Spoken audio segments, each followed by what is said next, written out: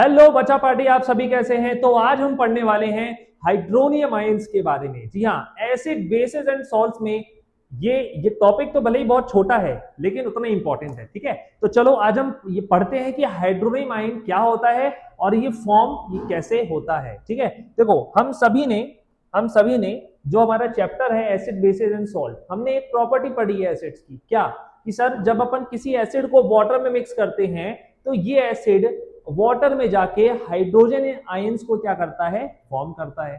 ठीक है, अब ये हाइड्रोजन आयंस जब फॉर्म होते हैं तो उसके बाद क्या होता है ना, what happens when we dissolve acid into water, है ना। तो वहीं से बेसिकली हाइड्रोजन आयंस फॉर्म होते हैं। देखो होता क्या है कि जब आप किसी भी एसिड को वाटर में जब आप डिसॉल्व करते हो तो हर एसिड की एक प्रॉपर्टी होती है कि वो हाइड्रोजन या H प्लस आयंस डिसएसोसिएट करता है ना।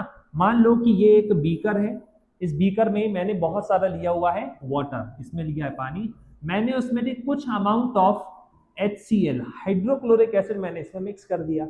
तो जैसे ही हाइड्रोक्लोरिक एसिड वाटर में जाएगा देन ओनली ये वाटर में बहुत सारे हाइड्रोजन प्लस आयंस फॉर्म करेगा। अब ये जो H प्लस आयंस होते हैं ना बेटा, ये H प्लस आयंस बेसिकली एक सिंगल प्रोटॉन होता है। हमने क्लास 9 में पढ़ा है कि ये हाइड्रोजन का क्या होता है, एटॉमिक नंबर 1। तो जितना एटॉमिक नंबर होता है उतने नंबर ऑफ इलेक्ट्रॉन्स होते हैं और उतने ही नंबर ऑफ प्रोटॉन्स होते हैं। तो क्योंकि इसके पास सिर्फ एक ही प्रोटॉन है तो ये एक तरीके से क्या है, अनस्टेबल है। क्या है, अनस्टेबल है। तो उसको स्टेबल होने के लिए इसको किसी के साथ रिएक्ट करना पड़ेगा। तो क्या होता है, यही H plus ion water molecule के साथ क्या हो जाता है, दोबारा से ये हो जाता है combine and finally it makes hydronium ions H3O plus ion.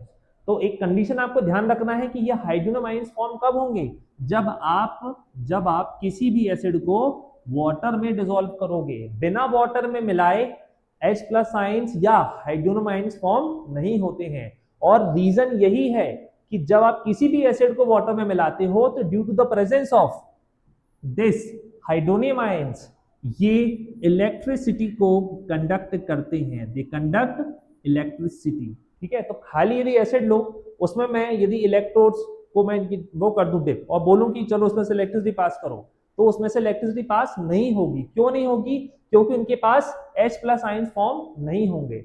But यदि मैंने वाटर में एसिड को मिक्स कर दिया तो ये पूरा का पूरा रिएक्शन होगा, हाइड्रोनियम आयंस फॉर्म होंगे and due to the presence of this charge particle इसके कारण से इलेक्ट्रिसिटी कंडक्ट होगी। तो ये बहुत ही इंपॉर्टेंट क्वेश्चन है, बोर्ड में पूछा भी जाता है कि what is the reason why acids conduct electricity. ठीक है, तो आई होप कि आपको हाइड्रोनियम आयन के बारे में समझ में आया होगा।